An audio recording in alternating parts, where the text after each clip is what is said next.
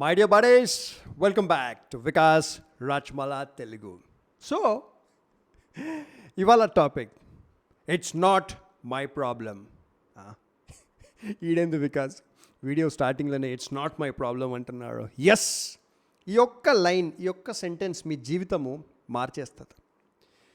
America ఇప్పుడు మనకు నచ్చినా నచ్చకపోయినా అమెరికా ఈ మొత్తం ప్రపంచంలో actually the most successful country business పరంగా.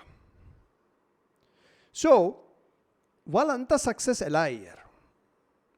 ఎన్ని బిజినెసెస్ అమెరికాలో, స్మాల్ బిజినెసెస్ కానివ్వండి, fortune 500 companies, $multi-billion businesses, technology, hardware, aviation, అసలు అన్ని కంపెనీస్ పెద్ద పెద్దవి.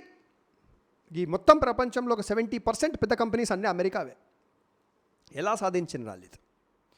సో వాళ్ళు వాళ్ళ కల్చర్లో, వాళ్ళ ఫ్యామిలీ స్ట్రక్చర్లో, కార్పొరేట్ స్ట్రక్చర్లో అన్నిట్లో ఒక పాలసీ ఫాలో చేస్తారు. That is it is not my problem.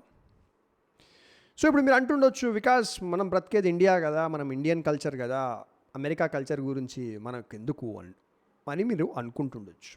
కానీ ఇప్పుడు ఏంటంటే బిగ్గెస్ట్ ప్రాబ్లం యాట్ ప్రజెంట్ ఇండియాలో,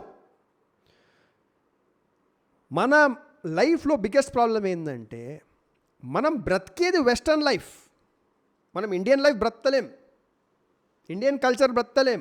మనం బ్రతికేది వెస్టర్న్ లైఫ్, మనం పనిచేసేది వెస్టర్న్ కల్చర్ వర్క్.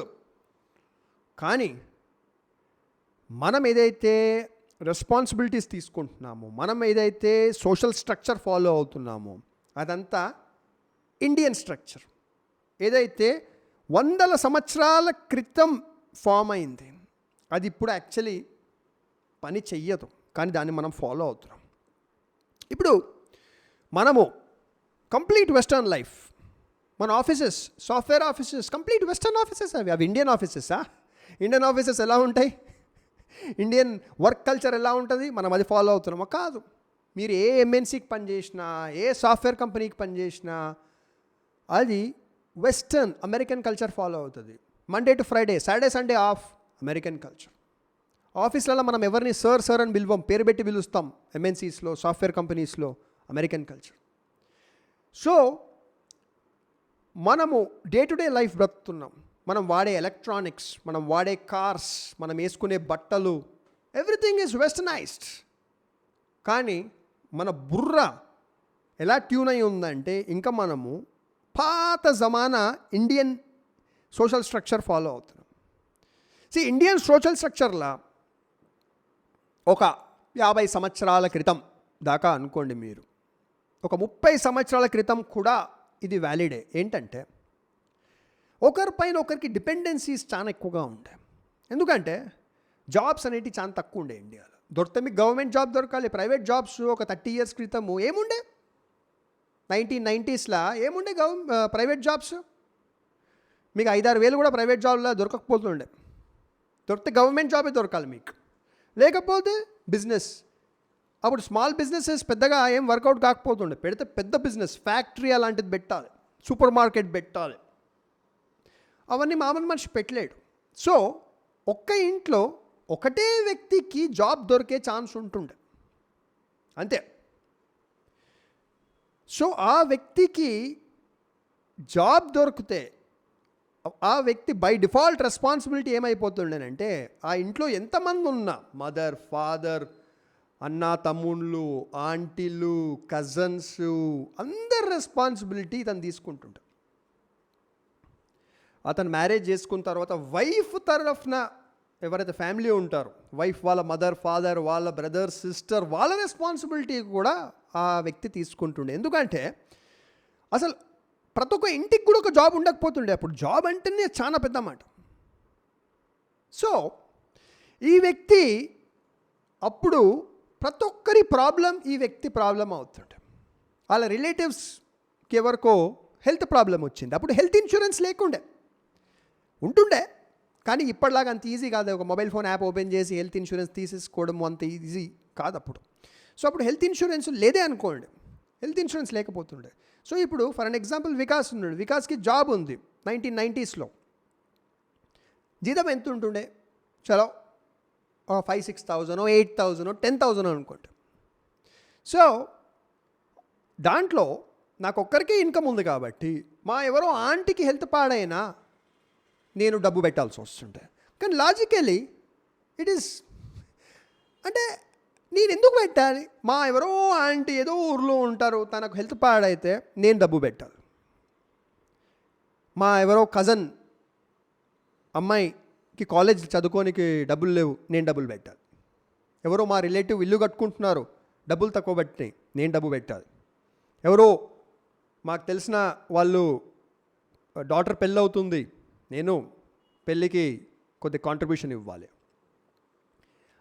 పండుగ వస్తే ప్రతి ఒక్కరికి బట్టలు పెట్టాలి. సో ఎవ్రీ వన్స్ ప్రాబ్లం నా ప్రాబ్లం అవుతుండే అప్పుడు.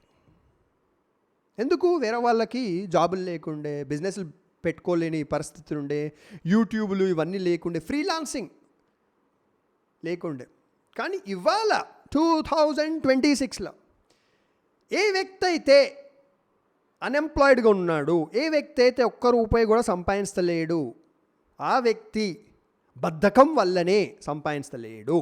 కోర్స్ వాళ్ళకి ఏదో హెల్త్ ప్రాబ్లం ఉంది, ఏదన్నా ఫిజికల్ మెంటల్ ఛాలెంజ్ ఉంది అంటే అది వేరే మాట. కానీ కాళ్ళు చేతులు పనిచేస్తున్నాయి, బుర్ర మంచిగా పనిచేస్తుంది, హెల్త్ బాగుంది, ఇంట్లో కూర్చున్నారు, లేడీస్ కావచ్చు, మగవాళ్ళు కావచ్చు, ఎనీ ఏజ్ గ్రూప్ 18 నుంచి 70 ఏజ్ దాకా ఎవరు కూడా ఇవాళ రేపు అన్ఎంప్లాయిడ్ ఉన్నారంటే వాళ్ళ బద్ధకం వల్లనే, వాళ్ళ బలుపు వల్లనే. ఎందుకంటే ఇవాళ రేపు ఏదన్నా చేసి మనిషి డబ్బు సంపాదించవచ్చు. రోడ్ పైన టీ స్టాల్ పెట్టుకున్నోడు కూడా మంచిగా డబ్బు సంపాదిస్తున్నాడు, యూట్యూబ్లు చేసి సంపాదిస్తున్నారు, ప్రమోషన్స్ చేసి సంపాదిస్తున్నారు, ఫ్రీలాన్సింగు. అసలు ఇవాళ రేపు మీకు మీ so called status, false status, నేను ఈ పని ఎందుకు చెయ్యాలి, నేను అది చెయ్యొద్దు. అరే మనం ఎవ్వరం రాజులకు పుట్టలేదు. ఇండియాలో 99% మనమందరము ఒక 30 years క్రితము మన ఫ్యామిలీలో ఏం చేసినా నేను ఆలోచిస్తాం, మనం అందరం పూర్ పీపులే ఉండే, మనం అందరం గరీబ్ ఉండే, ఫుడ్ కూడా తినడానికి లేకుండే 30 years 40 years ఎగో మన ఫ్యామిలీస్లో. సో మనమందరము పేద కుటుంబాలకేనే వచ్చినాం. 99%, 100కేని 99 పీపుల్. కానీ ఇవాళ రేపు సడన్గా 2026లో ప్రెస్టేజ్, స్టేటస్, నేను ఈ పని చేయను, ఆ పని చేయను, ఏ పని అన్నా చెయ్యి. సో ఇవాళ రేపు ఒక మనిషి డబ్బు సంపాదించలేడు. కనీసం వాళ్లకు ఒక మనిషికి ఇప్పుడు ఒక ఇల్లు ఉంది, ఫ్యామిలీ ఇల్లు ఉంది, ఒక్క ఇంట్లో 5-6 మంది 7 మంది ఈజీగా ఉండొచ్చు. ఒక 2 bedroom ఫ్లాట్లో కూడా ఉండొచ్చు 5-6 మంది 7 మంది అడ్జస్ట్ అయిపోయి ఉండొచ్చు. ఒక వ్యక్తికి ఫ్యామిలీ ఇల్లు ఉన్నాక రెంట్ కట్టేది లేదు, ఈఎంఐ కట్టేది లేదు, తనకు ఎంత అవసరం ఉంది తన సంపాదించుకుంటే ఒక 12,000 to 15,000 చాలు, మస్తు డబ్బు అయిపోతుంది వాళ్ళకు నెలకు. కానీ వాళ్ళు అది కూడా సంపాదించలేరు అంటే వాళ్ళ బలుపు, వాళ్ళ బద్ధకం వల్లనే. సో ఇక్కడ ఇవాళ రేపు ఎర్నింగ్ ఆపర్చునిటీస్ ప్రతి ఒక్కరికి ఉన్నాయి. అయినా మనము ఒక 50 సంవత్సరాల క్రితమైన సోషల్ స్ట్రక్చర్ ఇంకా ఫాలో చేస్తున్నాము ఇండియాలో. దట్ ఈస్, ఎవరికి ప్రాబ్లం వచ్చినా, ఇప్పుడు వికాస్ ఉన్నాడు కదా, వికాస్కి ఎన్నో యూట్యూబ్ ఛానల్స్ ఉన్నాయి, బిజినెస్లు ఉన్నాయి, సాఫ్ట్వేర్ జాబ్ ఉంది. వికాస్ నడుదామా డబ్బులు? వికాస్ హెల్ప్ చేస్తాడు కదా? వికాస్ చేయడు. అందుకే కదా నేను ఈ వీడియో తయారు చేస్తున్నా. వికాస్ చేయడు. కానీ వికాస్ ప్లేస్లో ఇంకొక రమేష్ ఉంటే ఆ రమేష్ని చిత్రవద పెట్టేస్తారు.